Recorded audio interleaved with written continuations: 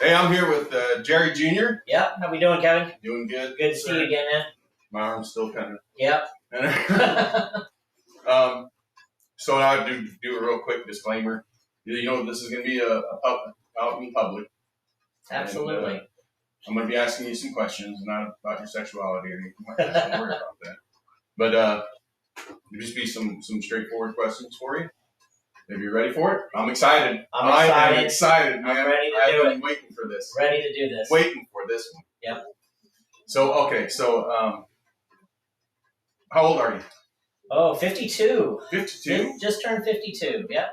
Still Ripe young. old age. I'm officially old when you hit 50. That's what I would say. So you have a wife? I do. I'm married a couple of years now. My wife, Christy. Christy? Got Kids? a daughter named Madison. She is getting ready to be 19 this year. 19? Yep. Still living at home? Or? On and off, both my house and her mother's house. And she's got a job working. She's very responsible, going to college. Perfect job. Perfect. Perfect. Where do you work at? I've worked at Pensacola Greyhound Track for my entire life, ever since I was 16. Really? At some point, I transitioned over to Wind Creek Hospitality, PCI Gaming, that owned the Wind Creek casinos. But, changed jobs over the years for what I do with them. But I've been there since 1989. 89? Since 1989. Yep. Dang. I love it. I always say you find a job that you love and you'll never work a day in your life, and that's true. That is very true. Yep. I finally found my calling at older age, at Yep. 35. I've had side jobs every now and then, but that's always been my main job. Yeah. So when did you first start playing darts? Well, obviously I tossed it aboard every now and then. At some point when I was about 20, I had some time off from work, and a friend of mine had a board in his trailer. And while everybody off doing their thing, spent a couple nights playing darts with him, and that's kind of how it started. It just kind of hooked, something I grasped the concept of. I seemed to be okay at it at the time, and it grew. I entered my first tournament when I was 20, right before I turned 21. Yeah, my dad had a local bar that he went to, and he said, hey, I found out they have tournaments on a Sunday.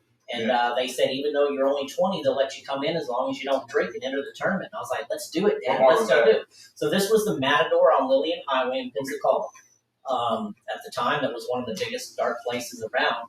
And that's where I kind of got my first calling with playing a few people that kind of taught me some things that I looked up to. Awesome. Who's that? Who's that? Wow, it might still be around. Yeah, absolutely. Dawn Davis was one of the best females at the time. She taught me a lot. Danny Engel, who's also here in town still. I can't tell you how many nights we closed that bar down with just me and my girlfriend at the time, and him and his girlfriend who worked the bar. And I really, really learned a lot from Danny. Real tall guy, almost like Jacob, And man, it was like he's halfway to the board every time he shot, and I just couldn't beat him. And it was to that point that that was my motive and my incentive, was to learn how to play right there. My dad, a big influence. He hung out with me for years and years all the time playing. Another friend of mine, Ron Jones, and a guy we called Opie named Jerry Mickelson, who's passed away. But we always spent hours and hours and nights playing darts together. Awesome. That's great. So at what point were you like, you know what, I can do some bigger tournaments? Yeah, probably about a year or so, 2 years after playing at the Matador with just people and getting used to it, and now I'm able to get into other bars, because that's really all you can really play. It's the bar scene. Right. Then I slowly migrated over to the Sleepy Hollow, which was very close by, where Jacob's dad, a.k.a. Buddha, did a lot of stuff for the Sleepy Hollow back in the day. You'll hear a few names. Mickey Mouse, Mike Munoz, which is Beverly's husband that's passed away. He ran a lot of the dart tournaments around town. Shane's on Olive Road, when I started to venture out to some of these places. And finally, it's like, let's play league. And I finally got on a league at the Sleepy Hollow, then the Matador, and that kind of got it going. But it was hard for me to play a lot because I worked nights. So I was very limited as to what tournaments I could hit, or I had to take the night off, or what night I could play darts. But that's when it all started to kind of come together full circle, that I'm pretty good at this. I'm getting competitive. I'm in the middle of the pack, and I just want to keep playing and getting better. Yeah. So in that time frame that you were playing a lot, what's your best memory? So in darts. You know, it's hard to remember all the good matches and the wins. You tend to remember some of the bad ones along the Oh, way. yeah, But you know, my best win, I'm going to say, is when Archie Q and I partnered up and went to a bull shooter up in Atlanta. $10,000 Georgia Open. It was back in 2006. We went up there for the weekend thinking, you know, we were just going to go see what we can do. Had a lot of friends that were going. We happened to finish second. I actually have the plaque right up there on top of my dartboard of my bull shooter plaque. That's probably my best dart accomplishment, was playing partners with him. We ended up getting fourth in the pro doubles together. I finished a second in the blind draw one night and a third in the blind draw one night, and just had a phenomenal weekend. Yeah, sometimes you just really have a great weekend. Yeah, I mean, when you're on, you're on. You know, and Yeah. it was just a culmination that weekend, and that was probably my best weekend of darts that I had. Fantastic. What moment in that time frame do you wish you could get back in one dart game? One game where you're like, I wish I could get back that one dart. I lost by one dart. That's it. Who was it? Oh, who would it have been against? Man, there's probably been so many when you play that so many games. I mean, you always want to beat the Johnny Bush and the Jacobs and the Archies and everybody that's played. I'm just naming a bunch of people in Pensacola.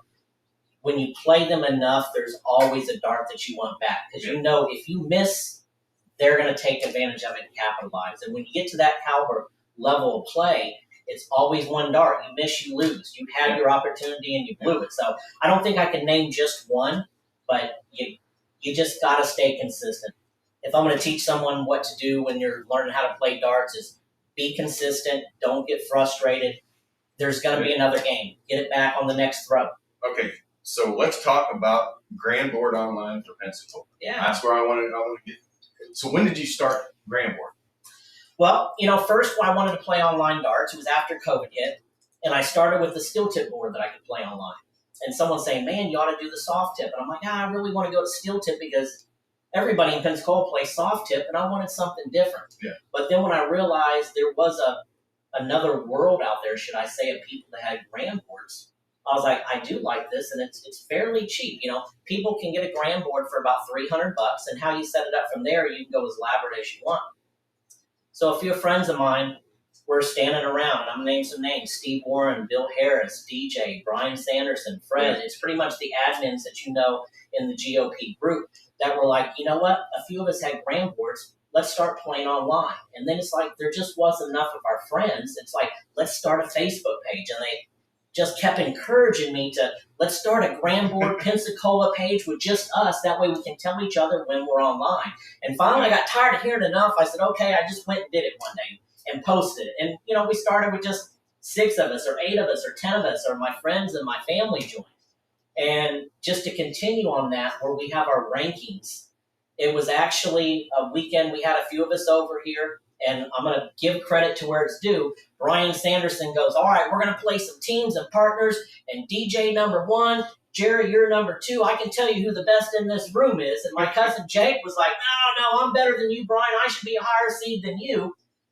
And playing in the garage one night, my cousin Jake and I just having some beers, drinking one night, we wanted to come up with a concept. How can we really do this? To come up with a ranking system to say who's better than who.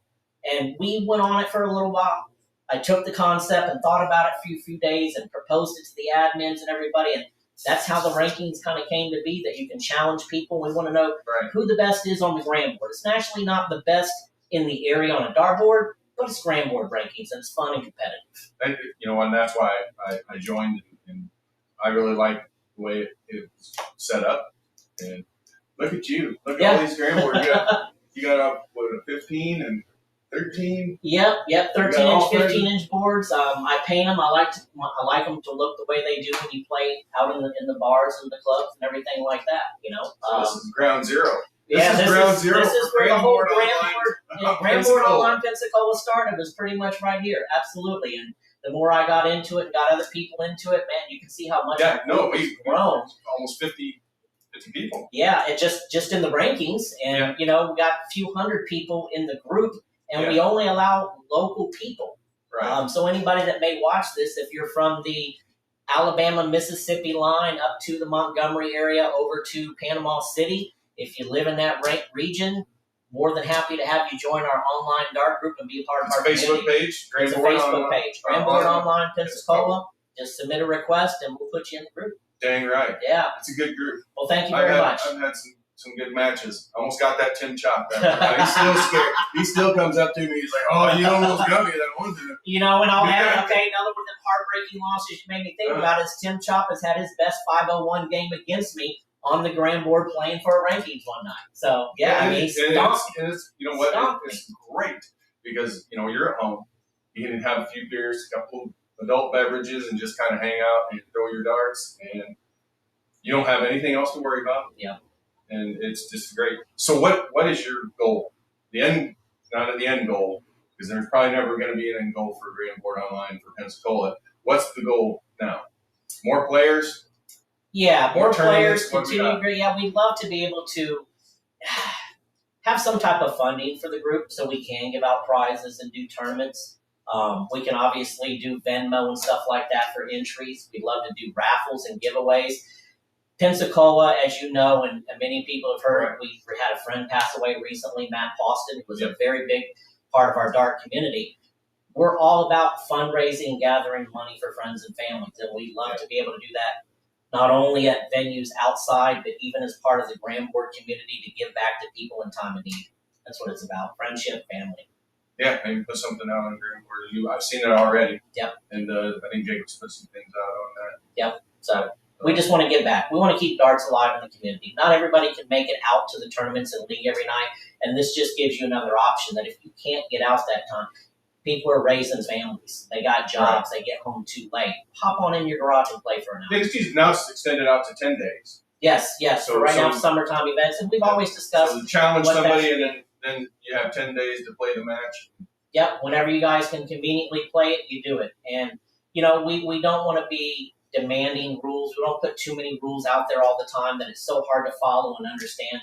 Keep in mind that the group is about the community, and it's your group and our friends' group. It's not my group. Just because I created it and I'm the president, we want it to be a group for the community. So what everybody thinks is best, we put out votes and polls.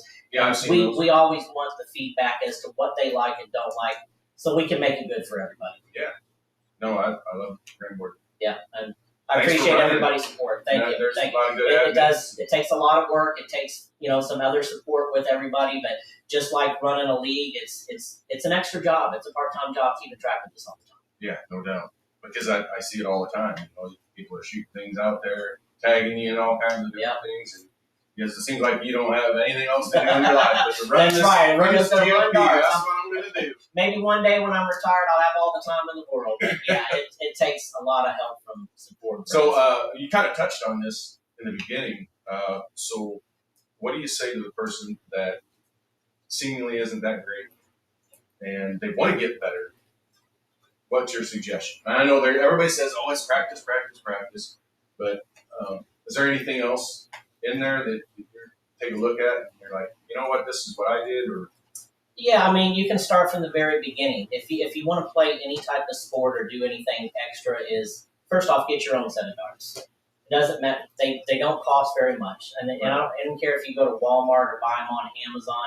As long as it's your darts and you're playing with them every day, you can get accustomed to it. Because I know people that have played in tournaments for years. I mean, doesn't Angel still play? Bar darts. Angel still uses bar darts. Because that's what he's used to playing with. And that's great. If that's what it is, do it. But get your own equipment and practice with that. You should have seen when he lost that one dart. He completely lost it. And he was like, I don't know which ones to get from which bar. He had that same set. I swear it had to have been forever. Yeah, and it doesn't matter. You don't have to spend $100 on darts or $50 in darts. It's get what feels comfortable. Ask a couple questions to people on how you throw, on maybe what style dart you should get or the size flight you should use. So, you know, a lot of people are always willing to help. So if you have any questions when you see this video, post down below and we'll be happy to answer questions for everybody. So you do a Thursday night thing also that I seen coming around the I don't know what. Yeah, so it's called Old Fucker Thursday. You know, I'm going to give the credit to Buck. I think that's probably who originally started at one of the bars years ago. I don't even know how. I know it's been going on at least 10, 12 years that I know of. Right. It was just an older group of people that got together on Thursdays every week at 4:30 at one of the bars. Right. And they called it Old Fucker Thursday because obviously most younger people were still at work and didn't come out on a Thursday, Right. And it transitioned from bar till it closed. I'll just run through the last few was Howdy's Pub, and then Steve Warren had it as Trips, and then it's migrated over to Woodsy's. Now it's at Sam's. We're doing a little bit at the Whiskey Barrel. But we kind of just put out the flyer to everybody that, hey, this week we're playing it here. And if you're not doing anything on a Thursday at 4:30, come show up and hang out and play some darts with a few of us. So I think also, that for that person that doesn't play very well, they need to get out a little bit. Yeah. You got to play that guy that's going to beat you. Mm-hmm. And you got to start figuring out how am I going to win? How do I win? Most of the dart world is susceptible to beginners and wanting to teach you. Then you have some that are just going to overly try and crowd you with so much information that you don't want to feel flustered with it. And then, of course, you got the few that just don't want nothing to do with you, and they're usually not a big part of our community, but they're obviously amongst us out there. But most people are going to be willing to help the newer people and always welcome them with open arms to join and do what we do. Because if you love to play, we want you to be a part of it. Exactly. Exactly. So do you have any closing comments for this segment? Because we're going to go on to do another segment. I want to know how you throw. I think everybody wants to know what's your grip, how do you throw, all that stuff. So any closing comments for the people out there? Big thanks to my friends and family that helped me do everything that I've done. Got me to the caliber player that I am. I'm obviously in no way the best. I like to think I'm up near the top tier at some point. I want everybody just help keeping the community grow. There's always little spats here and there with everybody. People need to learn to forgive and forget and move on. Life's too short, as we realize a lot of times when people are gone. Have fun doing this, because when you don't have fun playing darts anymore, it's time for you to stop. Yeah, that's exactly. It. Bottom line. Hey, thank you very much. Thank you, Kevin. All right. Appreciate the interview. Hey, no everybody. Problem. Thank you.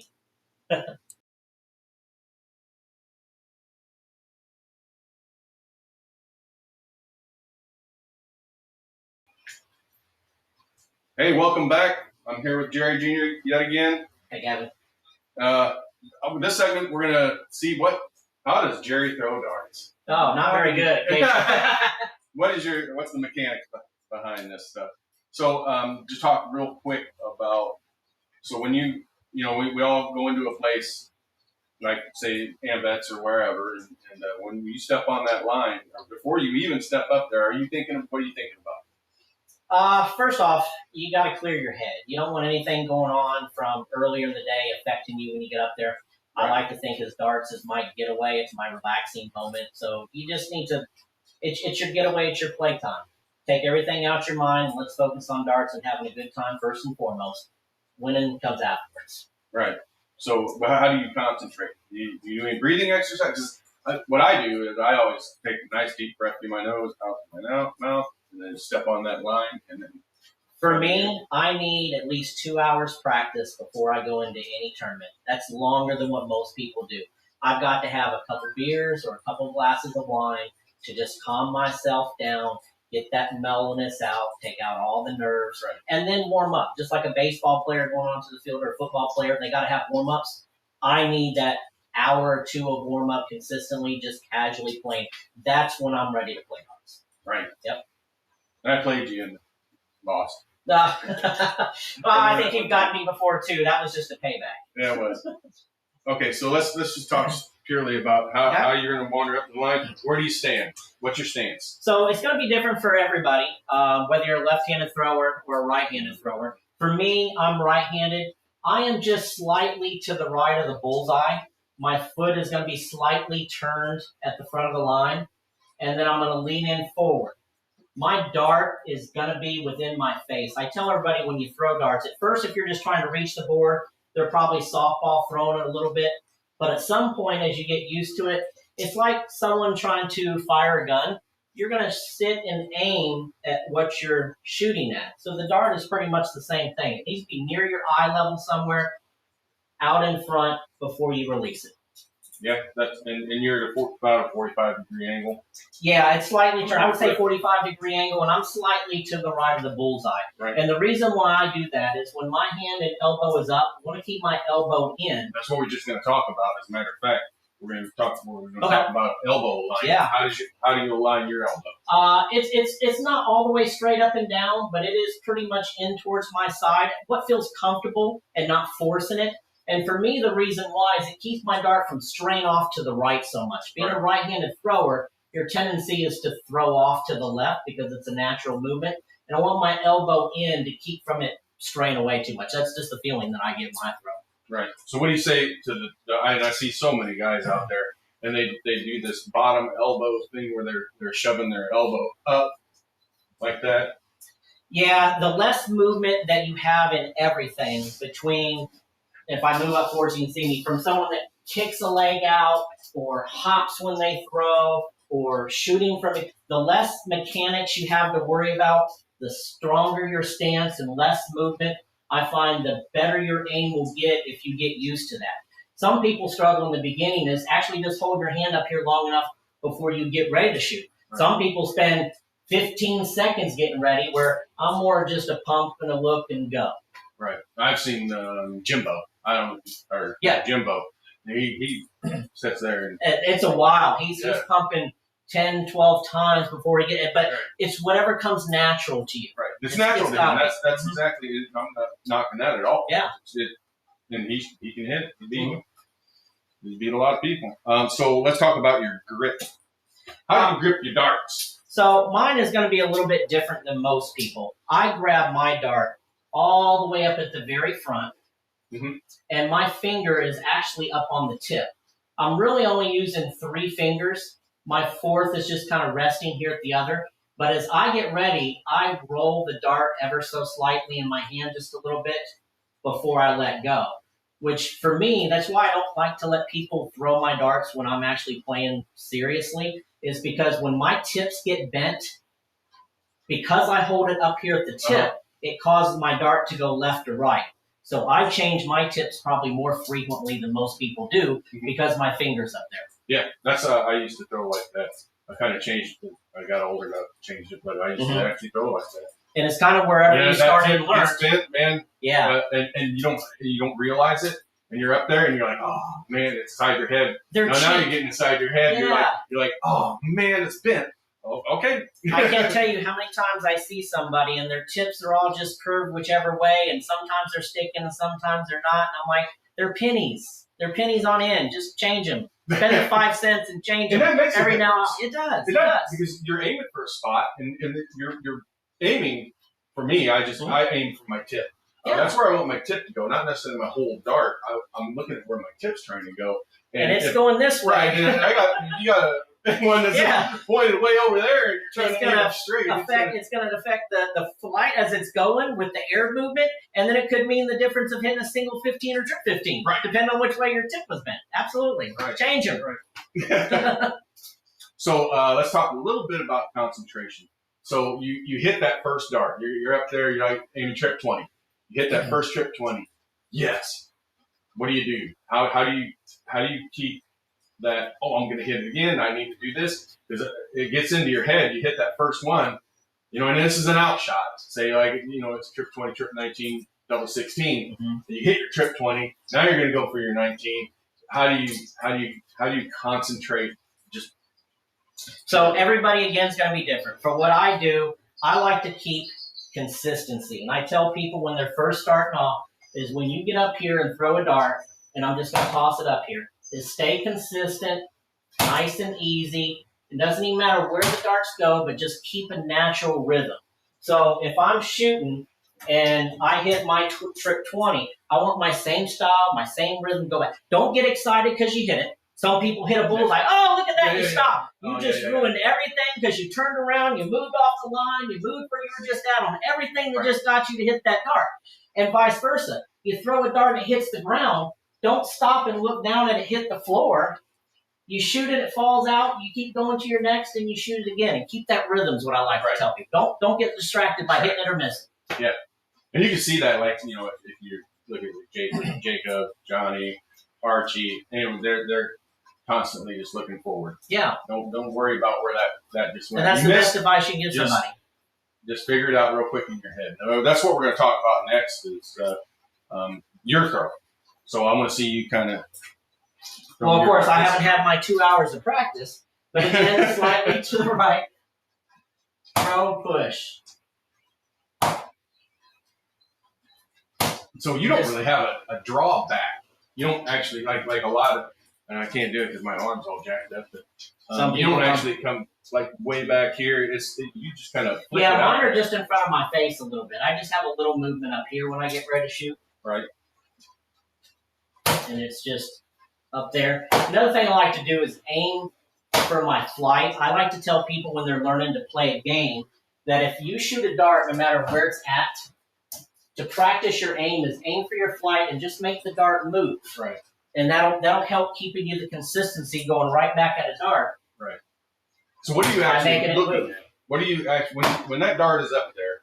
And what exactly are you looking at? Are you looking down your dart, or is it just a feeling? It's probably changed over the years, right? So in the beginning, I'm aiming for just the whole segment because I'm just hoping that I can hit the 20. What do you see as far as your dart is concerned in your face? Where's it at? I'm not looking at my dart when I'm shooting. I'm looking at the spot on the board. Okay. And again, as it's gotten better over the years, I'm looking at the 20 shooting. Then eventually it's like, okay, now I'm going to start to aim for that trip 20, and I'm looking at it. And I'm not focused on my dart. It's just kind of in my peripheral. I lose sight of it for a second. Yeah. And I'm shooting at a specific dot. Because as you get better, if you're going to try and hit all three in the trip 20, you'll run out of room, especially if you're using the bigger size flights. You may need to aim for that bottom right-hand corner or move your stance over just subtle enough to hit it sideways a little. So you're not like looking down at like a gun barrel, like some people, they got up to their eye where they're trying to look down the dart to hit that spot. Yeah, for me, I'm not looking down the barrel of my dart. I'm focusing on where it is up there. I'm feeling it. I've done it enough now that I don't need to see my dart. I just know where my hand is and my eye's telling it where to go, basically. Fantastic. So let's talk a little bit about strategy, like an 0-1 strategy. As far as what do you recommend? Say you get down there, you're about ready to take it out. Do you use bullseyes or trip 20s? Obviously, it depends on the game. Split bull being the biggest of it, whether it's, and for those that don't know, whether the bullseye's worth 25 and 50 or everything's worth 50. When you're playing fat bull and everything's worth 50, my out is the bullseye. I've shot so much in practice at it. I remember at one time, I'm going to use Johnny Bush as a reference. I heard that man woke up every morning and shot 50 bullseyes before he went to work and 50 bullseyes before he went to bed. So by golly, I was going to do the same thing. But when you can only hit one every other round, that's over 100 rounds. I couldn't do that going to work. So I had to shorten it up to doing 10 in the morning and 10 at night and just try and get my rounds better. But I heard that one time and it did it.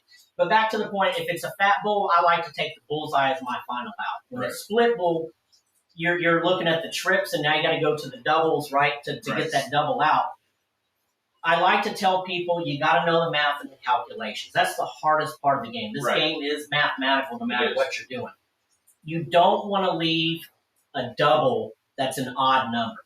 Now, my favorite double is a 19, but if I only have 2 darts left and I go for the double 19 and hit the single, I got a double 19 and I can't take it out anymore, right? So you want to leave yourself an even number to take it out, like the 16. So if you miss the double hit of 16, you can still go double 8. Right. And then one more thing I like to add is a lot of people trying to do the math. It's easy to know that, okay, I need a 60. That's a single 20, double 20.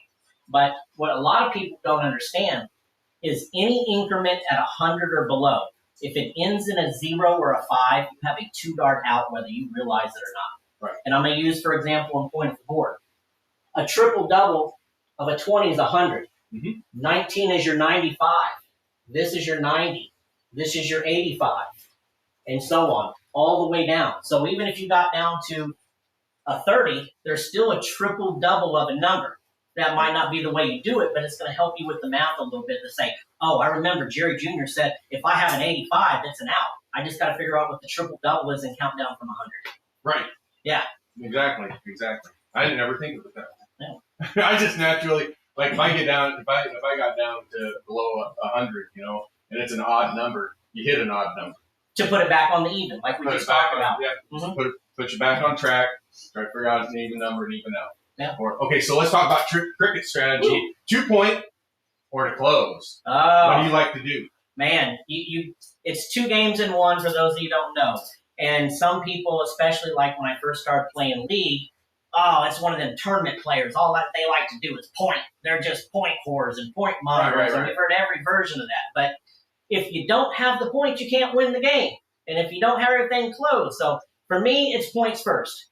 No matter what you do, it's get the points first. That's the easiest strategy I can tell everybody. It's like Ricky Bobby. If you ain't first, you're last. Right. Have the points in hand before you do anything else. How many points? How many points you like to do? You need to know your opponent, but if you've never played with them again, you need to stay at least a triple above them. In case they hit a trick 19, that's your worst fear. You don't want to leave them out. You don't want them to triple the 19 and have the out there 2 bullseyes and win the game. So it depends on what is closed and what's not, but stay 3 darts ahead of your opponent at all times because they don't have a fourth in their hand. Oh, my brother used to say, make them bleed. Make them bleed as bad as you can.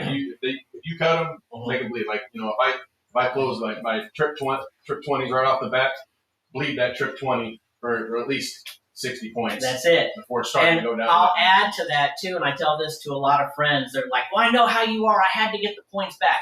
The better dart player, the longer the match goes on, the more it becomes in their favor because they're shooting a better average than you over time. Yes. So if you know to be the lesser player of the 2, and you got to take out your manhood on that, but if you know to be the lesser player, the quicker you can go through this, the better it's in your favor. The longer it goes on, they're going to continue to get you. Yeah. Awesome. Do you have anything closing on the way that you throw?